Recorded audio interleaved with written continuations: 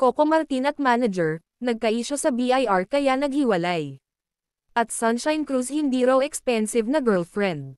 Tara at pag-usapan natin yan. Pero bago ang lahat, kung di ka pa nakasubscribe sa ating channel ay huwag kalimutan mag-subscribe para lagi kang updated sa latest chika.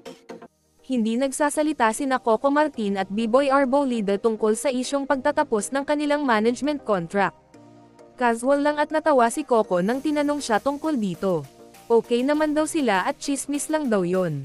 Pero patuloy pa ring pinag-uusapan ang isyo nilang dalawa, at karamihan sa naririnig namin ay may kinalaman daw sa Bureau of Internal Revenue. Hindi ganon kadetalyado, kaya mahirap magkwento. Pero nagkaroon daw ng hindi pagkakaintindihan sa kanilang dalawa.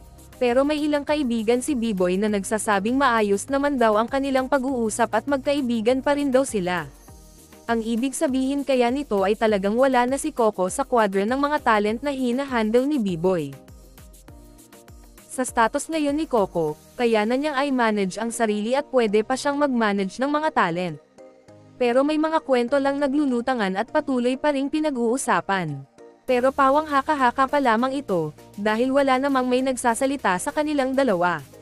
Maliit lang ang showbiz, naniniwala kaming magkakaayos din sila at tuloy pa rin ang kani-kanilang career, sana tuloy pa rin ang magandang friendship sa bawat isa.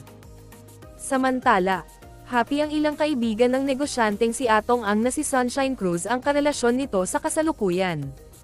Hindi raw kasi ito masyadong expensive girlfriend. Ibang-iba raw sa karakter ni Gretchen Barreto.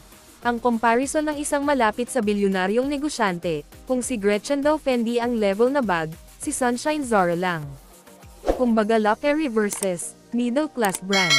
Kaya talagang love raw ng ibang friends nila si Sunshine. At dyan na po nagtatapos guys, maraming salamat sa inyong panonood.